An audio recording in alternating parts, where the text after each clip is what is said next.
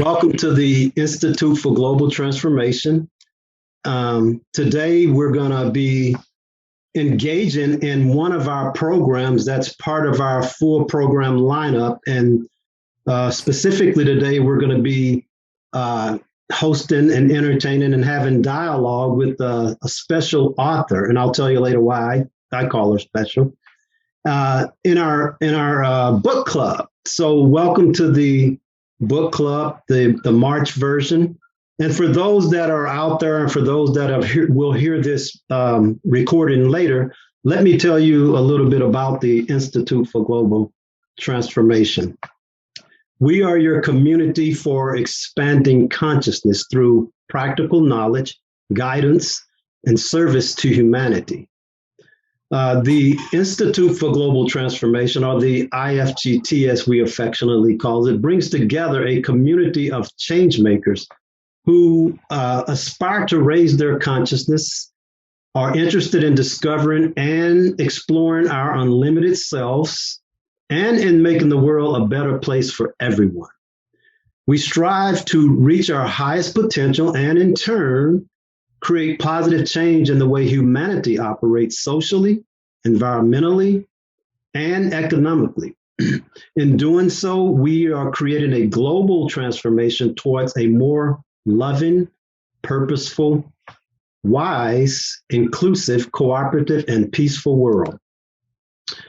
Our vision is a world working together to utilize the power, love, and wisdom of higher consciousness to benefit humanity and the planet.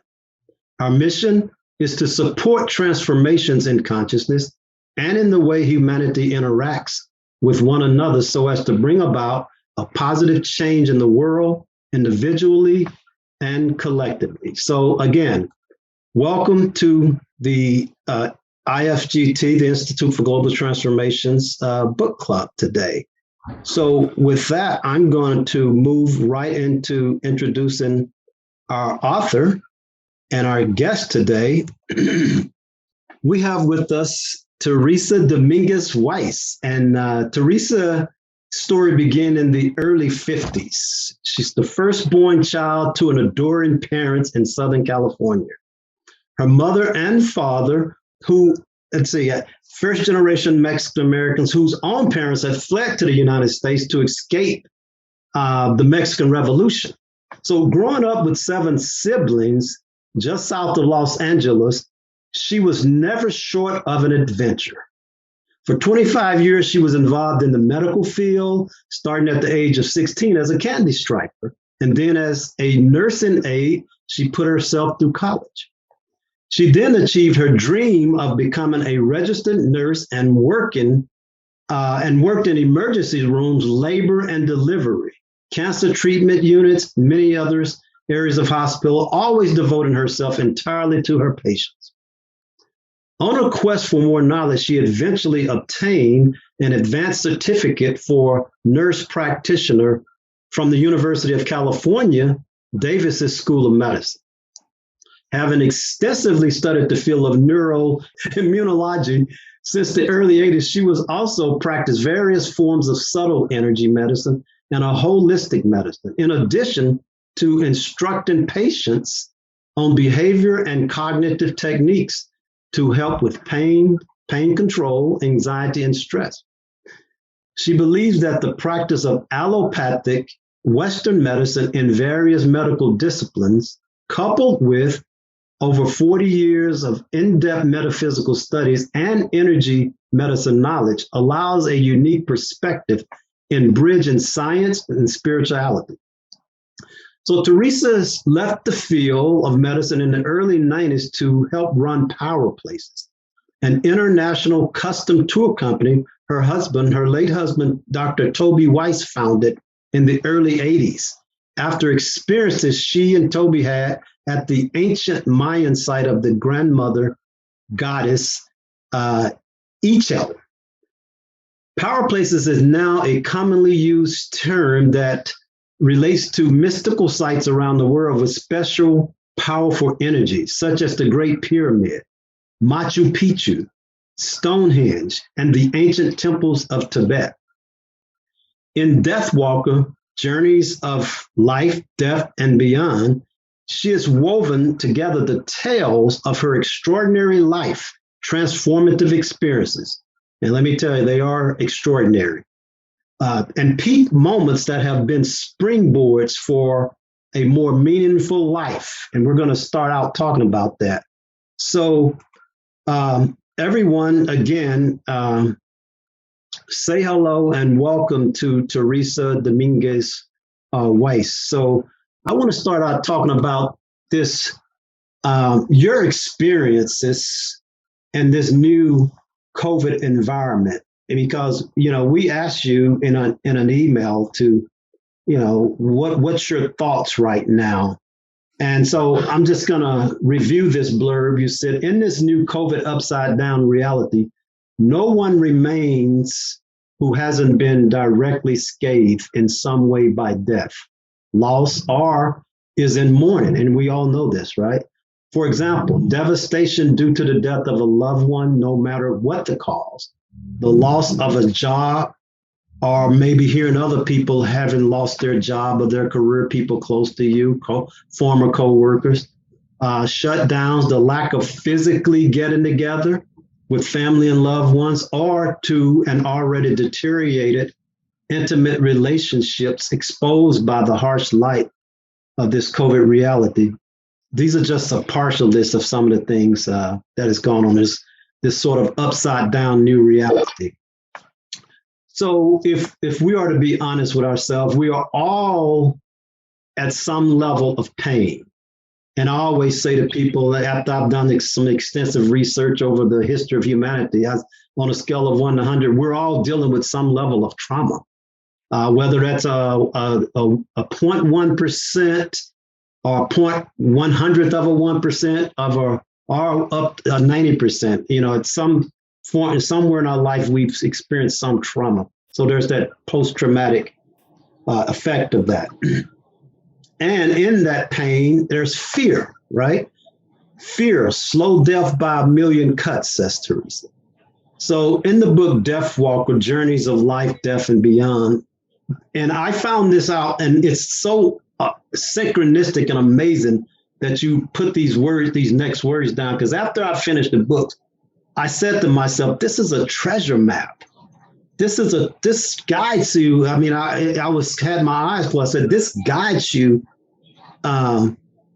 intuitively on a special journey, and I call it a sort of a transformative journey to take you from that place of grappling with the sometimes fear of death and sometimes stresses and emotions that go with that to a new awakening. This was my experience. So I'm going to ask you about this, you said it in your writing, just treasure map, and you said you offer 3 wisdoms for surfing the shifting sands of this new reality, and thus allowing for true transformation. So, and then you say, thus grounding living a life of meaning to freedom, liberty, and the pursuit of happiness and fun. First of all, hello. Thank you. Thank you so much for your kind words. Hello to everyone, my IFGT family. It really is a pleasure and an honor to be speaking with you today and to be with you today. I want you to sort of marry the experiences you wrote about in your book, because I find that and I'm going to tell you, for those that hadn't read the book, each of those stories, whether it's about death, whether it's about reincarnation, whether it's about intuitively seeing something from the past, Theresa, for me, they heal. So I wanted you to open up by talking about how your life with those experiences you've written about could help us in this COVID reality. Yes. Well, certainly at this point, we are all spiritually developed at this point, and many of us have been on that journey for at least a while, if not decades. That's why we were drawn to join the family of IFGT. And yet we are challenged just as much as others who are just stumbling around and in denial. I, growing up in the family of being the oldest of 8 kids and being given a lot of responsibility, loving family, incredible parents, but I got to say there was never peace and quiet. 3-bedroom house, 1 bathroom. You had if you didn't get your 11 minutes in the morning, you were out of luck for the rest of the day. Back home from school. And I found, that was my first experience. I didn't know to call it a power place at that time, but where I got peace and quiet were 2 places. On the garage roof of a neighbor next door. I'd climb up there, and it was always shaded by a beautiful tree, and I'd sit there and it'd be peaceful and the breeze would be coming. And it's like, I didn't know at the time, but it was like I was expanding my consciousness. I can see that now when I was a little kid. And we all have what we call power places. So to get the crux of the issue of how my transformational experience, how I've turned my life experiences into transformation, would be that from a very early age, I recognized how important it is to be still. And when you're in a large Mexican American family, I mean, a small family get together is like 175 people, every weekend. We don't go into much for silence. I'm telling you. My other respite would be at my beloved Grandma Rosie's house. And she is her story of what I experienced at the moment of her death is what the title is about, Death Walker. I would go to her home every summer. I'd have at least a week or 2 weeks there, and I wouldn't have to do any chores. I could take all my library books and just read to my heart's content. And she wouldn't ask me to do one thing, and she cooked for me, and I would just be outside in the backyard with the birds in the swing and reading my books. And then her and I would water because this was in Southern California, summertime, so quite hot. So we'd water her garden every day. And that's where I learned how to listen to what the birds are saying, what the flowers are trying to communicate, and other communication types coming from other life forms before, and not being a human being. I mean, from a non-human. And, when you're 4 or 5, 6 years old, that's very impactful. You don't think that that's anything strange at all. But once again, there was that silence. I'd be there in the nice breeze, reading my book and quiet. So I didn't realize until right now when I'm speaking to you, Henry, that a real key, thank you very much for this acknowledgement, a real key to so much of this transformation, because I wanted the transformation. I've always been a searcher, but a real important point was that I learned about the importance of silence in the very beginning formative years. And I admit I'm a rebel. I always was, drove my mother crazy. Would never take no for an answer, or if she did say something, it was like, why? Not because I was being a brat, because I always wanted to know everything. And you couldn't tell me that I couldn't do something. So that's part of, I see the experiences that I wrote about, like when I almost got lost and could have died in the Yucatan rainforest, because I had it in my head that I was going to go find this little known Mayan ruin that even most of the guides didn't know. Oh, but I could find it because I'd been around there often enough. And if I had the sun and my compass and yada, yada, and that would be a great way to celebrate my 40th birthday. Yeah, sure. Because I dared myself, and then I dared myself to spend the night in the Great Pyramid, because I thought, oh my gosh, to spend the night in the Great Pyramid. I mean, am I going to be rocking in my chair at 90 years old and say, wow, remember I spent the night in the Great Pyramid, something to brag to myself about. Yeah, I was, I wanted to be spiritual and all that, but still there was that ego thing, being a Leo. I got to admit that. So and spending the night in Machu Picchu, where I deliberately asked. Now, see, this is where we get so much into our ego. My husband the year before had spent the night at Machu Picchu, had this most incredible, transformative, the stars, it was phenomenal as he was laying on the altar, the most sacred altar at Machu Picchu, at the Temple of the Sun. right before the winter solstice, which is our summer solstice. And so I had always wanted to spend the night just to see what that experience was like, to feel the energies there, and love Machu Picchu so much. And I finally had the opportunity. And so I said to myself, well, this is in the past when I used to put a big thing on making intentions, but that's another side talk because I'm not so much of an intention person anymore. And there's specific reasons for that. And I said, okay, I'm going to go into this place. And that was after the time that I had been dealing with a lot of fear and insecurity, and not feeling really good about myself, very low self-worth. I mean, I was married to this brilliant man who invented this genre of transformational travel, and he was a genius, and he could write, graduated, in 3 years from Williams College, his PhD in history and consciousness. And then here I was, a college graduate, but certainly not intellectually and wise like he was. So I was dealing with a lot of that. And so I said, okay, I want to face all my fears. And you know what? I'm a strong person. I'm going to face all my fears tonight so that I don't have to be afraid of anything for the rest of my life.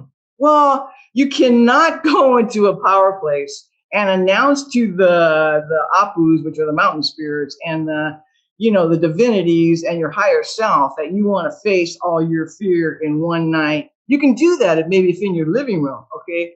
But not when you're at a holy, sacred, potent power place like Machu Picchu. Well, that's what happened. I've never been so scared in my life. And I 1 second, I didn't put this in the book, but I was thinking, you know what, Sherry, you're not going to make it out of here because I really felt like something bad was going to happen. And Henry, if you read that chapter before, you knew that I thought that a bunch of people were coming. And I faced it, and I got up I didn't go to sleep at all. But I challenged myself. I might have challenged myself with not the most enlightened consciousness. Like I challenged myself at Machu Picchu, I'm going to face all my fears. Well, that was just my big ego talking, especially if you announce that in one of the most holiest sacred places on the planet. So in dealing with the fear, I've always had to deal with my ego, and I've always had to deal with the ego on the one side and insecurity on the other side, which I believe is what most people have to deal with. I guess what separates me from some people is that even when I'm afraid, because there's a lot of things that I fear, it's like, I'll be honest with y'all. My life completely 100% changed again when my beloved Toby died, like almost 4 years ago, like 3 years and 9 months ago. We were together for almost 40 years, married and together 24/7. And that just flattened me 100% completely. And I only started really coming out of that hole like about 7-8 months ago. And since then, everything is different. Everything is, I can honestly say that there isn't much that I fear anymore. I don't fear death. I've had a couple of experiences in Egypt where I don't fear death. I was with my grandmother at the moment that she died and walked with her spirit to the other side and then came back.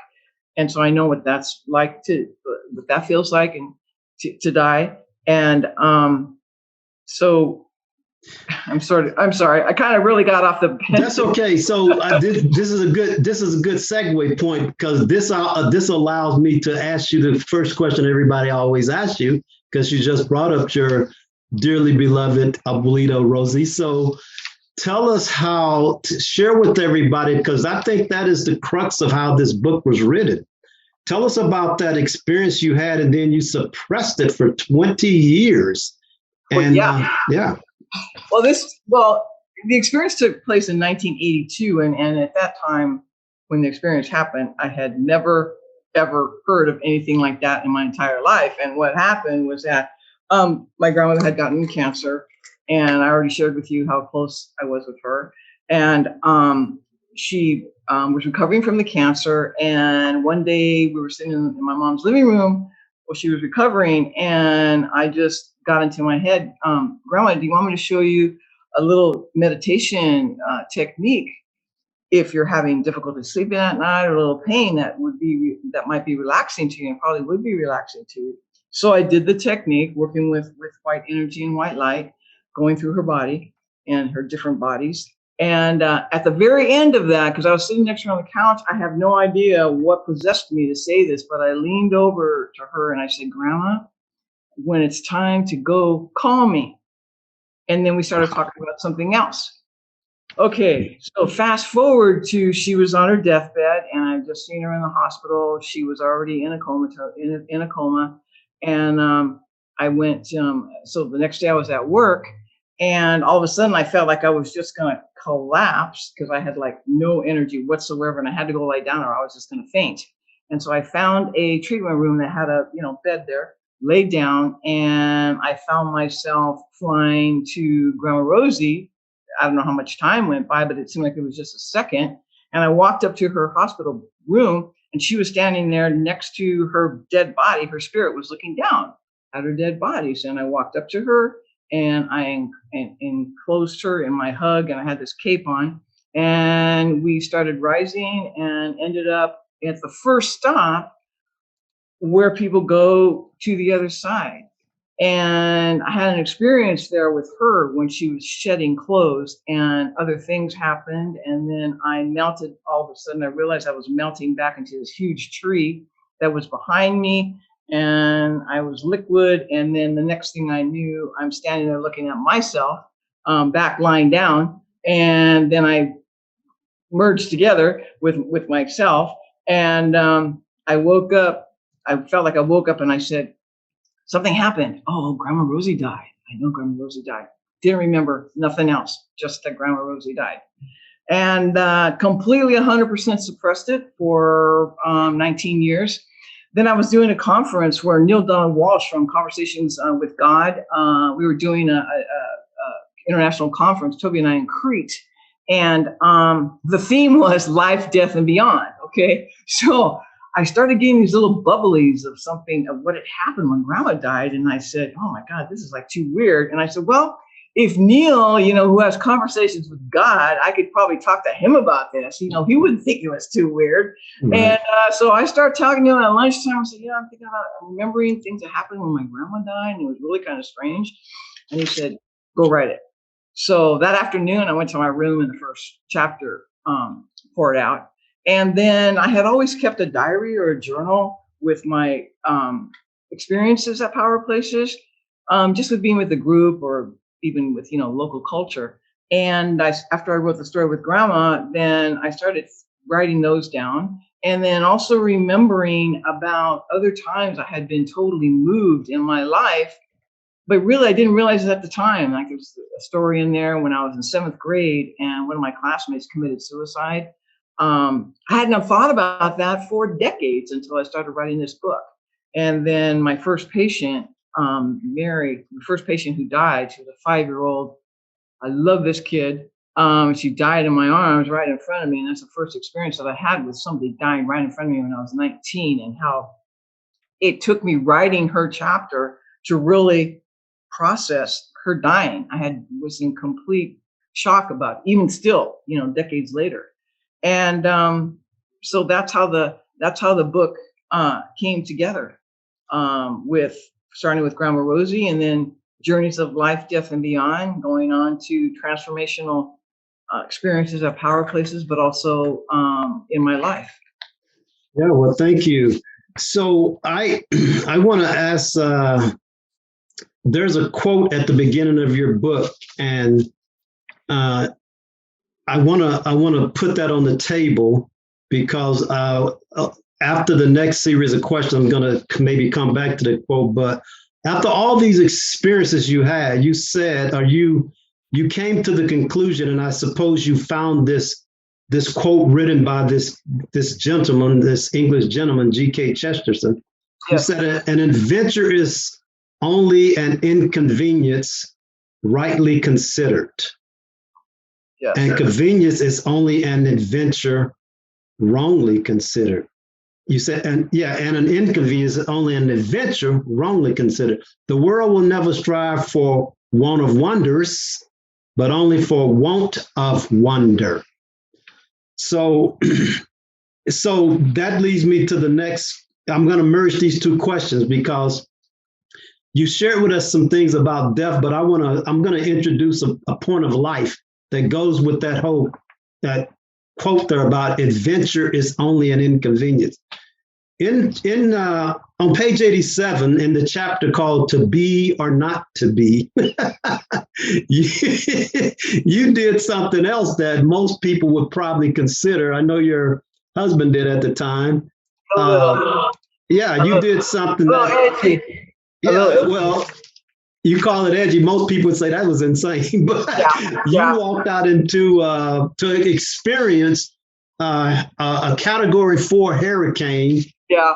That had 155 miles per hour wind, Hurricane Lenny. So why did you do that?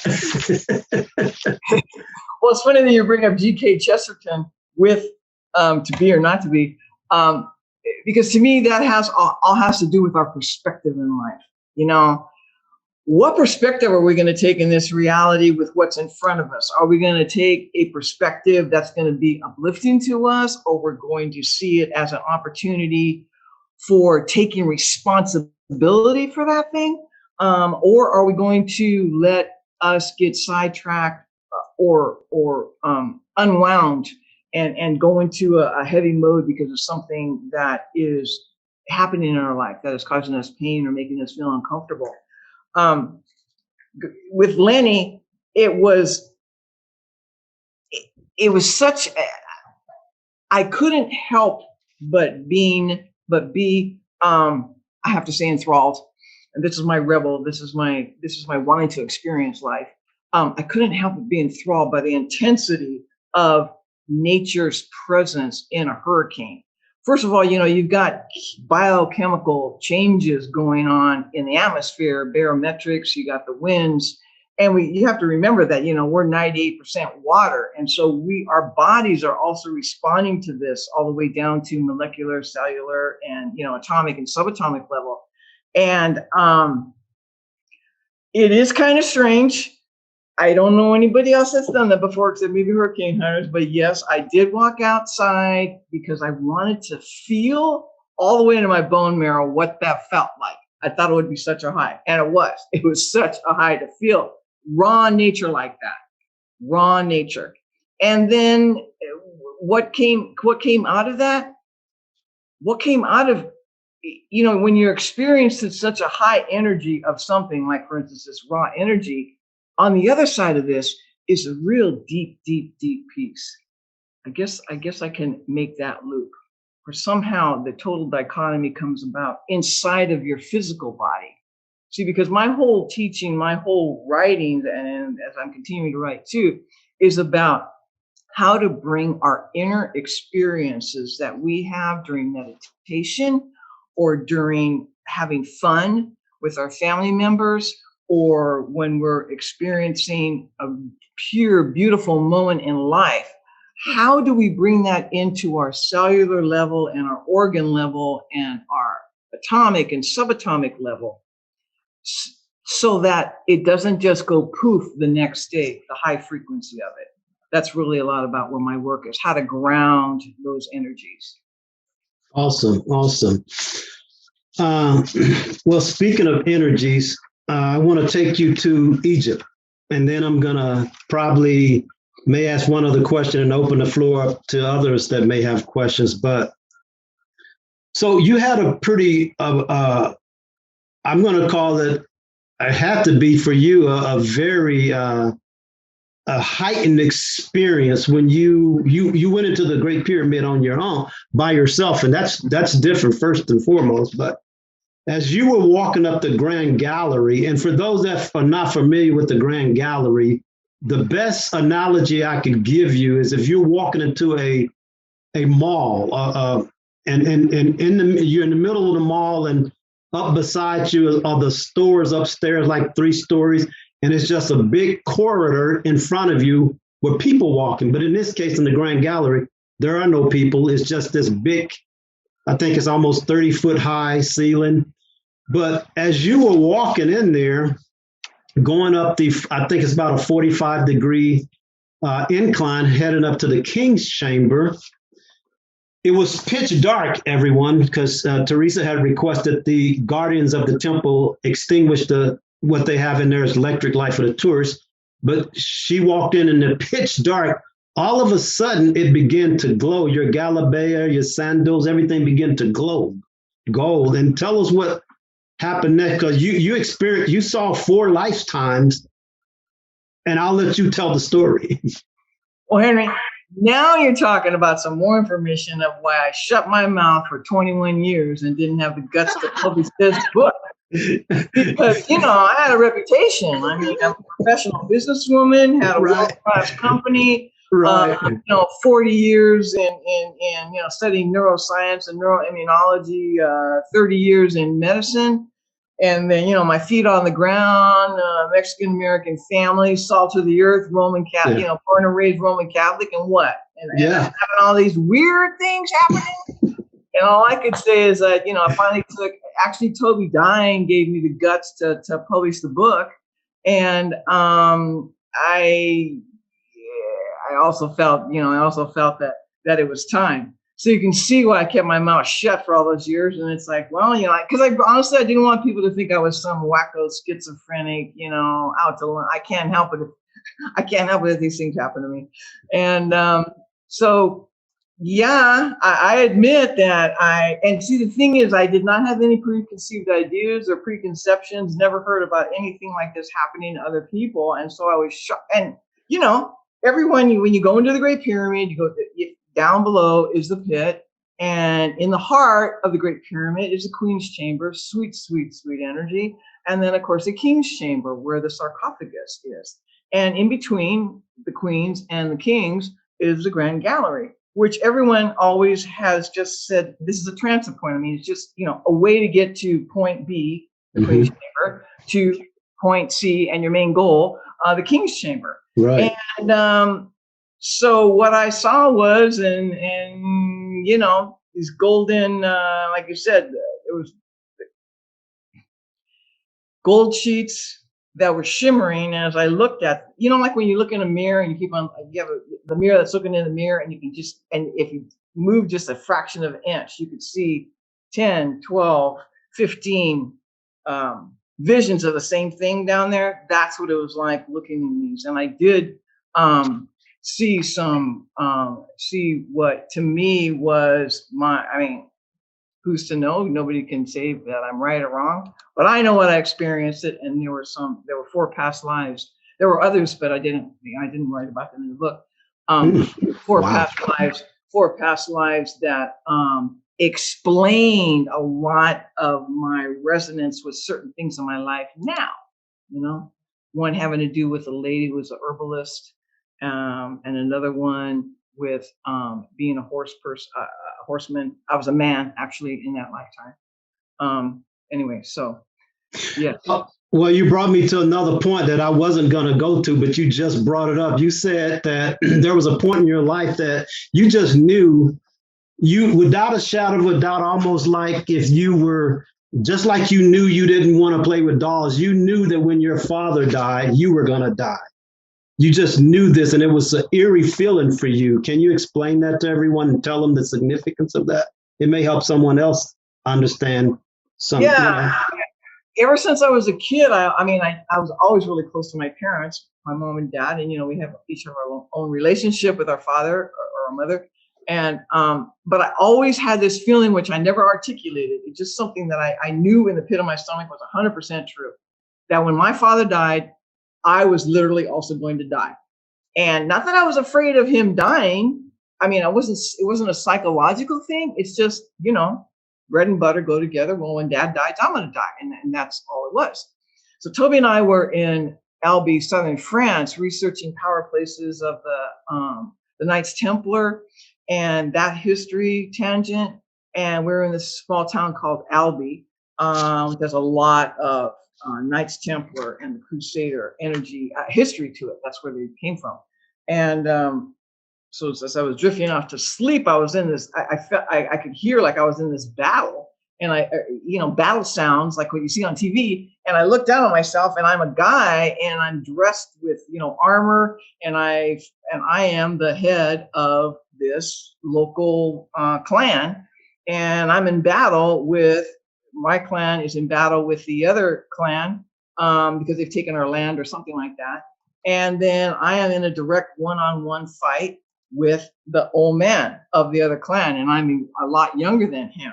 So I jump on him and push him down, and I'm strangling him. And the thing is, it was so real when I had this experience. The more I strangled him, I could feel like energized. I enjoyed strangling him. I enjoyed the revenge. And it was like, I'm not a revengeful person this life. I'm in God, so that was kind of like eerie. to feel the power of how revenge is and hate like that. And then I could see the life draining from his eyes. And just as he was finished dying, I felt this huge thing in my back. And I could see, it was like me, Terry, standing over on the side, could see this other soldier, this other warrior who turned out to be his son, who turned out to be the chief's son, had just put a huge lance and spear right through my back, and I was dying. And as I fell down on top of that man that I had just killed, it was my father this lifetime. And the man who just killed me was my brother this lifetime, who I currently have a big problem with. Oh, wow. But at the time I wrote the story, man, Rick and I were like two peas in a pod.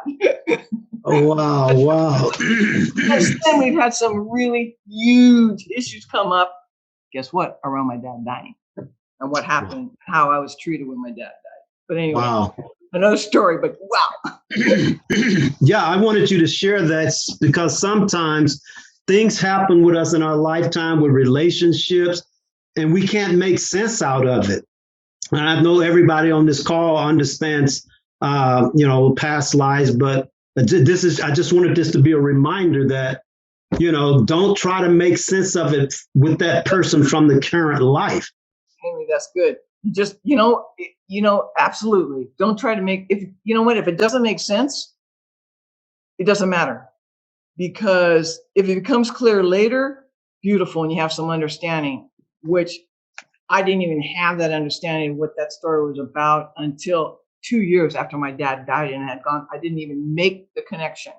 But it was really like a healing thing, and it really explained a lot of underlying stuff that my brother and I have had, which is totally unconscious to both of us until my dad died, Wow.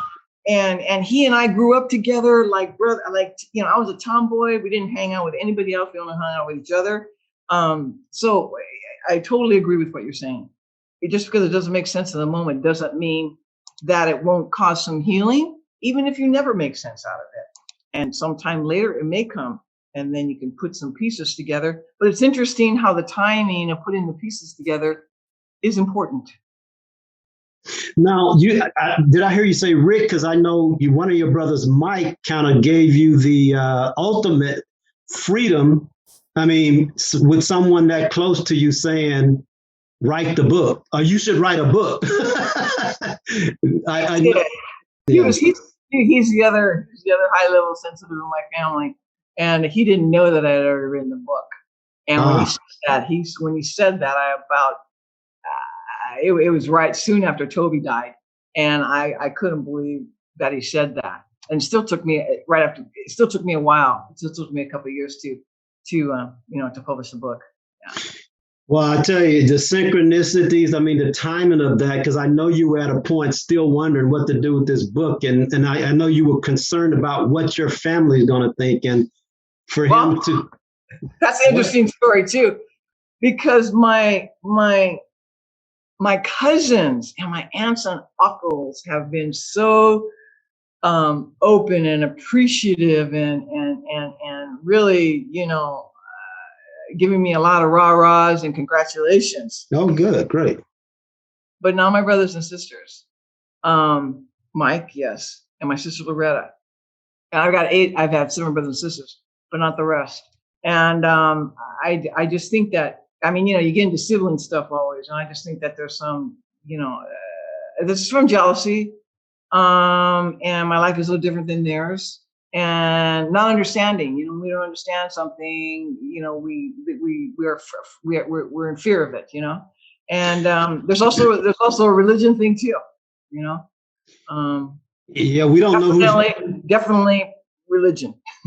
Yeah, but we don't know who they were in that clan. I mean, your other brother in that lifetime, you killed his dad. He killed you, and that was your dad in his lifetime. I know. It goes on and on, doesn't it? Well, listen. So we better clean up our act this life because we don't want to go through that again. That's right. That's right. Well, listen. I can have all these questions. I'll ask you questions all day. I suspect we'll meet at some point in person. I'll be able to talk more, but I'm gonna let other people share in the conversation. So on that note, I want to open up the floor to anyone that may have some questions. And I can tell you right now, if you don't, I have a few more here. So go ahead, unmute yourself if you have a question or comment, and let's get it out there. Well, I was thinking about what question would I ask, because I think I haven't, fully read the book, but I think what you're talking about and what you're doing is awesome. I think that there are other people who have similar experiences and they don't know what to do or what to think about it. They feel like they may be alone because they don't know how people are going to receive it. So the fact that you put this book out and it gives them maybe a peace or a comfort that, okay, I'm not alone. I'm not the only one who have had some of these experiences. So I think it was awesome for you to get beyond, what you were considering, I don't know, I'm not calling them stumbling blocks, and that might not be a word, but just to get beyond that and publish the book, I think is awesome. I think it's wonderful because even the slightest experience could be explained by just understanding what someone else has gone through and what that has meant for them, because they could be on a similar path and not really want to embrace it because of the fear of either people thinking that they're crazy or they're not being truthful. But it gives them an opportunity to say, you know what? I think I can do this. Someone else has done this. So I appreciate you putting out the book just, for that reason. Thank you, Vanessa. And what do you want to do that you've been holding back on? No, I feel it. It must be, that's why you're mentioning this, I feel you're about ready to burst with something.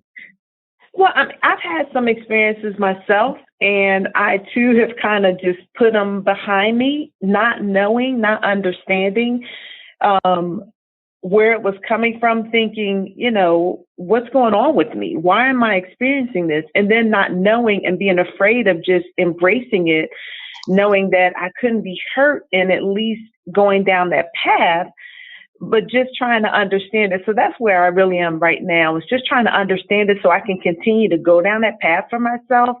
So this session, your book, gives me the courage to continue to go down that path and not be fearful of it. So thank you. May I say something, Vanessa, to you? Sure. Just from my own experience, please just move into an attitude of open acceptance. Okay. Mm-hmm. If you do that within yourself, down to your bone marrow, things will become clear. Because when we are resisting a little bit, and believe me, I know all the reasons. You said stumbling blocks. I would have used mountains, but that's okay. That non-acceptance, that lack of surrendering, which as powerful females like you are, I am, all of us females here on this panel here, we don't like that word surrender. It invokes weakness, but weakness in a negative way.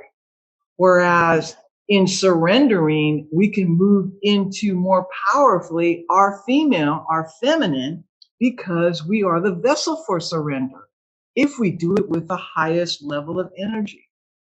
So acceptance, and that's what I said, you got something ready to burst out. I can't wait to see what that is. Well, thank you. I appreciate your encouragement. Terry, hello again, and thank you again. This is better than expected, and just a delight to spend part of the day with you again. I'm going to take it in a little different direction because something has been coming up for me more recently, and as the folks that know me better on this panel will understand when I say that I just keep opening up to new things, much in the same vein as you were just suggesting to Vanessa, and along with that, several pieces of advice to try to maintain a curiosity and approach things with a curiousness. So one of those things that is coming up more, and this was part of a conversation that was on the Spiritual Happy Hour a couple of weeks ago, and we got into some discussion about life on other planets or extraterrestrials or whatnot. And a piece of your story, The Night in Machu Picchu, you described something, and I later saw that part of the world, specifically in Chile, but I guess Peru probably also as well, known for a lot of UFO sightings and things along that line. So you had something along that line, although you drew the line with your "I'll face all my fears." It would have been a little too much. Yeah, that was a little. But then I also wonder if you, with all of your experience in Egypt, also been listening lately to a great summary of something called the Law of One. I don't know if you or anyone else on the call are familiar with it, but it is a series of volumes that were transcribed through a trio in the 80s that had channeled and then interviewed and wrote down the words from an entity that called itself Ra. And obviously there's a Ra in Egyptian history as well. And the story, oh, this is very ironic. My screensaver on my other monitor was just the Great Pyramids. It's ironic timing, but the story that Ra shared in the 80s was that thousands of years ago, that entity also visited the Egyptians and might explain lots of the hieroglyphics, as well as the great mystery of how the heck were the pyramids built, because I think even with today's technology, people don't understand how that possibly could have happened. So curious about your thoughts about this. Thank you for bringing that up. Yeah. And people ask me all the time, well, I'm going to Egypt. What should I read? In fact, I didn't answer your question on that because I did have a couple books to suggest to you. But to me, you always must go to the source. Whether someone is studying Buddha, don't go to, this is only my take. I would never go to someone who wrote about Buddha in 1970, okay? Because first of all, they probably wouldn't be reading the Sanskrit that Buddha spoke, because to me, you can only get the true passing on of the knowledge and information by actually interpreting and knowing the language of the person who you are speaking about or who had the teachings, whether it's the original Aramaic from Jesus, and also the teachings from, what do you call the Dead Sea Scrolls and such. I would also say that the ancient Egyptians, that's why I'm really looking forward to you speaking with Emil, Ken, and being with Emil, because he is the only person that I've ever met who can look at what the ancient Egyptians wrote. They wrote it more than 4,000 years ago in some of the cases, and is able to interpret, because he's also too really spiritually advanced too. I'm sure he's had some lifetimes there. As I won't conjecture on that because I don't want you guys telling him what I'm talking to him about like this about him, because he would be embarrassed. He's such a really humble guy. He is really able to convey the meaning, the true esoteric and metaphysical meaning of what those hieroglyphs and what every line and what every dot means. Okay. The people who, how do I want to say this? I'm not saying this in a judgmental way, but people who are saying that they have information that they've obtained from other dimensions. I absolutely applaud that. Okay, and of course, that you have to be really open and sensitive to even be able to receive that kind of communication. But my philosophy and the way I live, and the way I live a meaningful life, is that I always, always must go within myself. Only we ourselves know our own divine nature inside, and we all have our divine wisdom, our entire DNA code, anything that would be helping us or assisting us to manifesting what our destiny is in life, we have that within ourselves. Okay. And so if we're listening to someone else's interpretation about, what happened in Lemuria, they're only able to convey that to us from their perspective, from their experience, from their own divine self. Okay. So when I travel to these places, Egypt, Peru, Tibet, Stonehenge, what am I hearing inside my solar plexus? What am I hearing inside my limbic system? What am I sensing? What is my skin telling me? What is my gut telling me? Why am I joyful right now? What's happening? It's because it's already there. It's all in there, Ken. But that's where the acceptance comes in and the surrender. Because we got to trust. We have to learn how to trust, huh, Vanessa? Trust. And trusting is not easy, especially after someone's had a severe loss, like you've had, Ken, and other people have had. So Terry, the 3 wisdoms I think will help us with this trust. Could you share those that you offer with your experiences? Yes. Now, I know you guys are all advanced spiritual, metaphysical manifestors. And these are 3 so simple. The first is just being still. Even with as long as we've been studying metaphysics or practicing our meditation,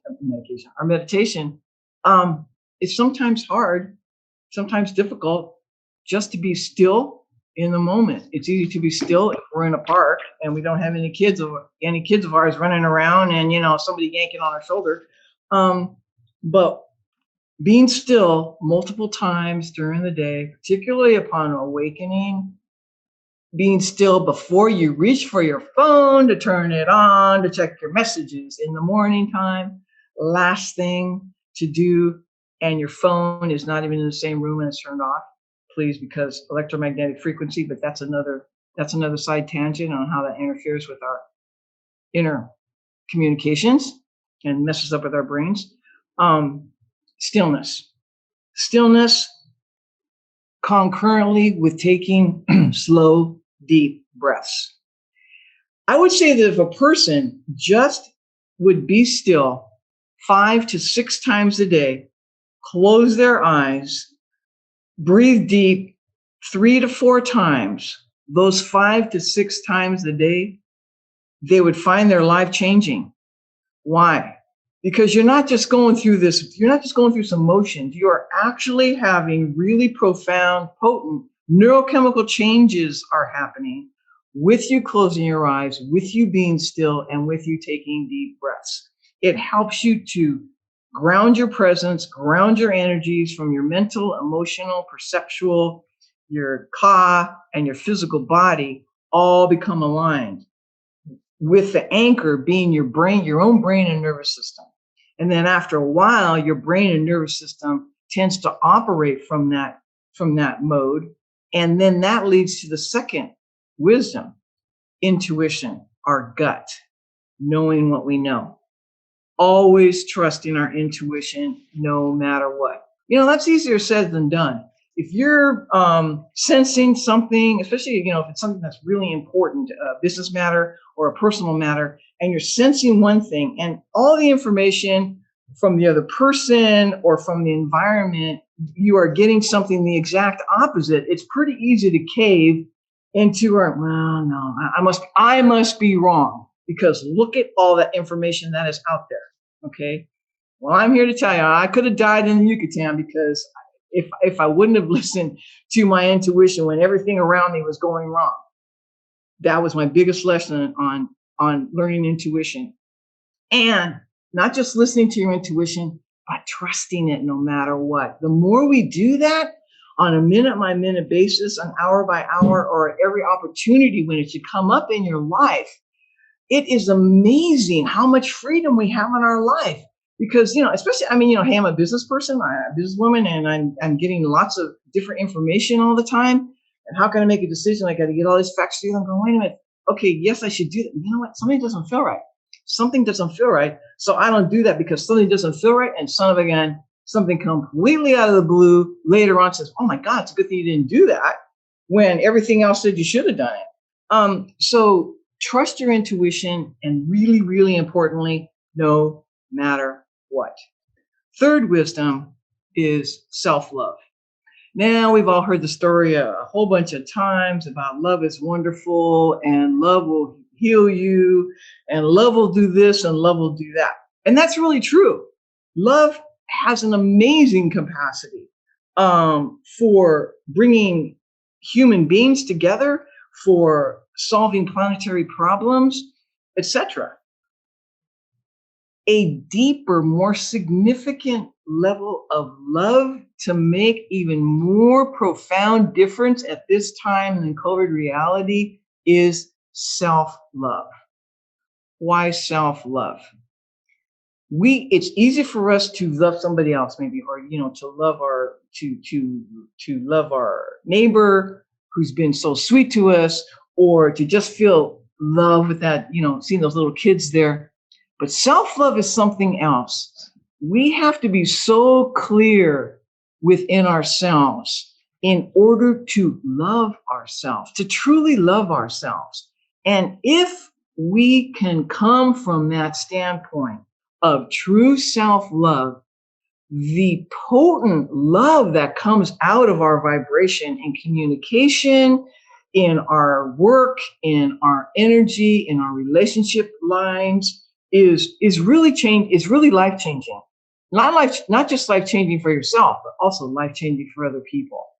So the three wisdoms: be still and breathe. Trust your intuition, ... no matter what. And self-love. Thank you, Theresa. Thank you very much. Folks, let me say, it's no way I could convey to you the wisdom and the insights that is in this book. You have got to pick it up. You've got to read it or download it. What did you say, Terry? I said, thank you very much. You're sweet. Oh, well, no, seriously, because you got a lot of self-love. Yeah, Ken, hold up a hard copy of the book. So I'm showing a digital copy on my screen, but thanks, Ken. Yeah. So listen, the conversation we're having today is just touching the very tip of the surface. You've got to read these personal stories, because Theresa takes you with her on this journey, and you feel like you're right there with us, particularly when I know this was a life-changing situation in Machu Picchu, one of the power places, searching for that temple, nobody else. And we're coming up at the end of the hour, so I want to take the liberty to ask you a couple of questions, because you've gone to many power places, Theresa, and I want to know from your perspective a twofold question. You chose the field of nursing in the earlier part of your life, but do you feel like illuminating and assisting others with discovering these power places, and even these, I'm putting the power places even in the context of your book, these are powerful experiences that you've shared. Do you feel like this is your life purpose? And yeah, let me just get that, and then I'll ask the next part of the question. Yes. Yes, absolutely. It is my life's purpose. I really feel, especially now for the next, 27, 28 years of my life, that my purpose is to inspire people, and being at power places inspires me, inspires people. But even not being in power places, to provide inspiration, to assist people, and tapping into what is meaningful in their life so that they can fulfill their destiny. And on that, I should have asked the question together. So I was going to say, and tell us why we should join you or the IFGT, who's hosting a trip led by you in October to ancient Egypt, to one of the greatest, well, I'm calling it that. I'm a little biased. I would say greatest power places on the planet. I'm with you. It is. Okay, great. Because it will, and I can say this from personal experience, as many, many, many times as I've been to Egypt since 1983, it will change your life. I've had people come to Toby after our trips and say, you know what? I have I divide my life into two different parts. The first scenario is when my son was born, my life before my son and my life after my son. The second scenario is my trip to Egypt with you, my life before Egypt and my life after Egypt, and I haven't stopped since. Yeah, I it's amazing. And you wrote about this in your appendix, and actually, I think your husband wrote about it. You have it in your appendix, and I won't try to read it right now. But when I came back from Egypt, I was sharing with my wife how my life, I was trying to make sense of all of the thousands and thousands of hieroglyph Medu Netters, and ultimately, it had a transformative effect on me, because first it had me overwhelmed, but then as the time went on, it began to sink in. So, I didn't realize, Theresa, till later that it left such an impact on me that I began to. I did about a 3 to 5 year deep dive study on what the heck were they doing there in ancient Egypt. Why did they go to such extent? And I came away, I'm going to say, a totally new person. And so I concur with you that I can't say that I haven't been to any other power places, but that particular one was just life changing. Well, so you picked the most powerful one first. You're smart. Well, I think seriously, I think I was my soul pulled me there. I'm not going to say I was smart. It was just I had to be on that trip. This is just and Emil was our Egyptologist, and so I spent some time in the King's Chamber of the Great Pyramid, and I noted some of your experiences, and I resonated with them. So thank you, Terry. Thank you for sharing your book to the world, and thank you for dropping by the IFGT today and share it with us. Thank you, Terry. I want to, if anyone else want to have any closing comments, I'll open the floor, being conscious of the time. So I'll open the floor if anyone want to have any closing comments. Or I have one very quick question. Terry, thank you for this. It's been great. I've been working on a project where we have been helping people transition. Okay, so when they have terminal illness, bless you for your work. Very and it's been really amazing because of the similarities that what you were talking about being the same. So I just want to ask just a couple of quick questions. Okay, the first thing that we noticed, okay, was that there was a lineup every time of not Jesus and Saint Peter and the pillars going into heaven and everything, okay? It was the people that they knew that had passed already. Have you experienced that? Yes, many times. And I've been with a few times personally, meaning with my family and loved ones.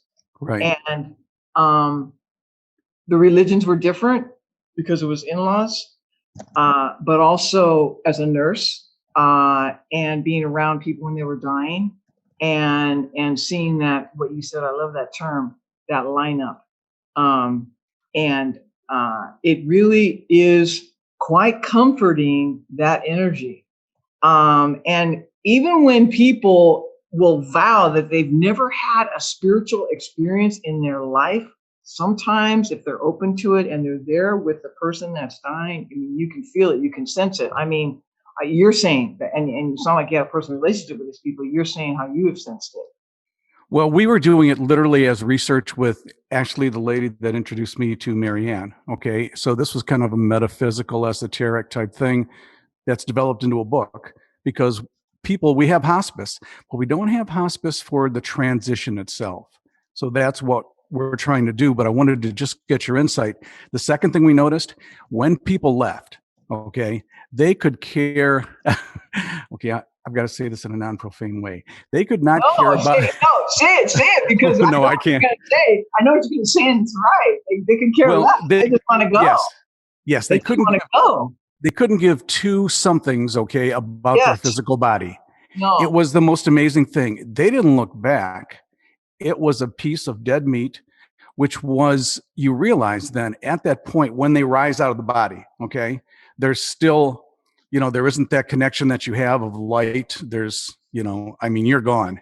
And they beat butt out of there so quickly because the physical body didn't mean anything.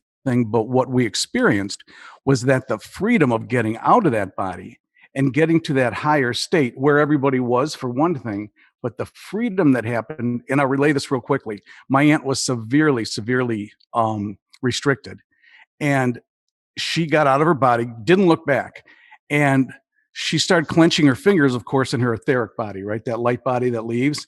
And all of a sudden, she started doing pirouettes. And we were doing this with my cousins, and we were asking, what's going on? And they told us that they told her that she was not going to walk out of the hospital. She was going to dance. But the freedom that happened with her being was so incredible because it didn't have the restrictions of this declining physical body. That's the second question I wanted to ask, and I got one more, okay? Sure. Okay.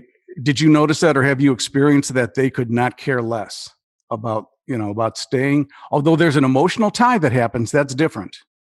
Well, the emotion, if I can address the emotional tie, the emotional tie is more because of feeling sadness for the other person. Yes. Who they're leaving, because they are happy about it. But may I also, Seth, make a comment on, I really think it depends on the age of the person, their physical disability. If it was a sudden accident, like a head-on collision, all these scenarios have a difference with, I mean, I've experienced what happens to the person in their first few seconds and moments of leaving their body. It can be really different depending on what was happening in the moment and the deterioration of their body or the health of their body, because we have trillions and trillions of cells. And if you think about, we have our inner bodies, our mental, emotional, physical, our ka or etheric body to call it. And if we have trillions of those, it's going to take all of them, in my experience. I can't go, I mean, maybe for another time, or Seth, I would love to have a future conversation with you about this. The identities, those identities and the elemental levels of our body take some time to leave sometime. So it just is really different. It just really depends. That's my experience, Seth. We saw the same thing, okay? That elemental of the body can hold it back, and that's what we saw. That's what causes the death rattle. The body doesn't want to let the consciousness go, okay? But we saw that the consciousness itself was very ready to leave, but there were two things, and I'm just looking for the verification, because who can you talk to about this? Not the lady at the McDonald's counter or something. You know what I mean? It's not going to happen. I mean, it's like, this is very difficult to talk about. But we noticed that, one, for the most part, there was joy. Okay. But the joy was based on, and we had to search for it, and we asked, and it was that this is not goodbye forever. It's until we meet again. And from that connection, we saw light happening to all the people that were on this side. And then from that, you could draw from that connection. And I'm going to do something that I'm probably going beyond my boundaries. But Ken, when you mentioned your wife, okay, I think it was 2 meetings ago or something, I saw that light from her to you, and I could feel it, and it can be traveled to such a great extent. And this is my last question. Have you experienced that with your grandmother, that there is still that connection? There is that emotion. You can still communicate with them. They're just in another room. You know what I mean? Or do you see it as like a cutoff? Because we didn't see that at all. No, that's a very interesting question, which most people don't even realize or think about. But I've noticed this with my mother and my father, and I definitely noticed it with Toby. And now I'm noticing especially since Toby died, other deaths that I've experienced in my family, where depending on how long they've been gone, the communication gradually starts to change. Yes. After 3 months and then 6 months, and there is a thing where it's like, it's not really the Toby that I knew. It's this general love. I know it's Toby, but it's not really his personality at all whatsoever. And I was pretty freaked out and really bummed out about that at first, because that made me miss him more. I thought maybe something was wrong, or it's like I didn't want that part of his personality to go. Sensing that personality. We saw that same thing. Yes. So it's really depending on how long and when that transition was made. And if I may just mention one quick thing, because I know we're going over time here, but I'm really enjoying the questions, Seth, and that is, you mentioned something about our bodies holding on. Well, in this culture, in the Western culture, we don't know how to work with the physical body to. I've never felt that the body was holding on personally and honestly. It's just that our body goes through these different changes as the consciousness is slowly disconnecting, and as especially if a person's been laying in bed for more than 48 hours, we start to have muscle contractures and respiratory things. But in other cultures, like in the Balinese culture, or like in some of the native cultures, there are techniques and things that they do with the physical body to help the physical body be comfortable, so that there's not a holding on at all. I just wanted to mention that. Yeah, that's what we were looking to do. And I mean, kind of inherent in our Western culture about this. I so appreciate this. Okay. I know that I brought us over time, and I know that I overtalk, but this was so important because we're at the point where we can bridge that, I think, okay, with people like you, bringing this to the forefront of consciousness, because we're talking about awareness. If we raise awareness, we can bridge this gap to where death is not this oppressing, terrible thing. It is a transition. And then the best thing that can happen, and this is what I've noticed, and I wanted to ask, this is my last question. I find that that there is aid that is readily available from them, okay, from that side. But there has to be that connection. There has to be that belief that it's not goodbye forever. And then we can reach even greater heights, I think, or it seems like it too. That was part of the thing that we discovered. Yeah, and what I would say, Seth, but this is just based on my own, personal experience, both professionally and personally, is that those loved ones who come around, those energies that we feel that come around, in my experience, it's really, really hugely specific to the person. Yes. That's why it's comforting. So, and also too, it's like they're not really called on. They come because of their love or their connection to that person who's doing the transition. I'm just sharing my experience. We saw the exact same thing. Thank you so much. I know that I kept us longer, okay, but this helps so much in furthering this. Think about it. We can make this better for people, okay? That's the best part of it, okay? So that wait a minute. Okay, we see the way the structure of the creation is, and we can make it even more powerful. To me, that's why your work is so important. How many people are doing this? You know what I mean? So thank you so much. Again, folks, I'm sorry I kept it going And on. we have a lot of fun in the meantime. So when we're dying, we would have all that fun all that fun energy and all that love energy to assimilate, to assist us when we make that transition. We did notice that, okay, that there was almost, I would say maybe 70% of the time, there was the underlying emotion of joy, but the sorrow of passing. It was this strange dichotomy, you know what I mean? And I think it can increase with the work that you're doing, But I think also too, the sadness was because of the regrets and their missed opportunities and their regrets. Oh, yeah. That's why living a meaningful life and doing what we can, in the three wisdoms, will help us when we come. I mean, to me, will be manifested about a peaceful transition where there is no regrets. And that's a good point to wrap us up with, Terry. So again, as Sethis, thank you. We all thank you. The Institute for Global Transformation thanks you. And listen, I know you're not a stranger. You're part of the family. So that's what it feels like. Thank you again for being with us. If anybody has any desire to go, please contact me. Let me give you my personal email address. It's T for Terry, D like in David, Weiss, WEISS @gmail.com.